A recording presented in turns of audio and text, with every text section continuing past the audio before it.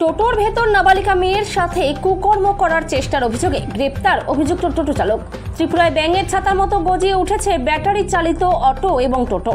একাংশ অটো এবং টোটো চালকদের দাদাগিরিতে অতিষ্ঠ হয়ে পড়েছে মানুষজন।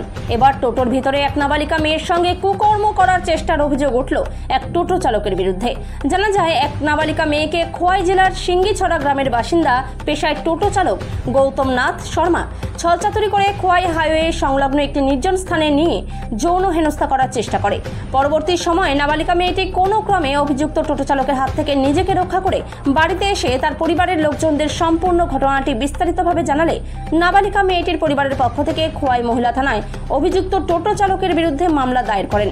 মহিলা থানার ওসি মীনা দেব বর্মা জানান, অভিযোগপত্রটি তিনি হাতে পেয়ে এই মামলায় অভিযুক্ত টোটো চালক গৌতম নাথ শর্মাকে গ্রেপ্তার করে থানায় নিয়ে এসে তার বিরুদ্ধে দৃষ্টান্তমূলক ধারা যুক্ত করে আদালতে সোপর্দ করা হয়েছে।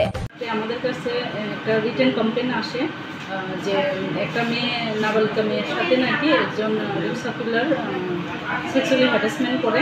অ্যাকর্ডিংলি আমরা ওই রিটেন কমপ্লেনের উপর বেস করে একটা কেস রেজিস্টার করি, যার কেস নাম্বার হয় PS 2025 WKH 010 dated 19/25 under section 75(2) of BNS and 8 of POCSO। Accordingly case registration করার পরে আমরা ইনভেস্টিগেশন স্টার্ট করি। ডিউরিং ইনভেস্টিগেশনে আমরা যে ইনভলভ অ্যাকিউজড পারসনকে অ্যারেস্ট করি। তার নাম কি?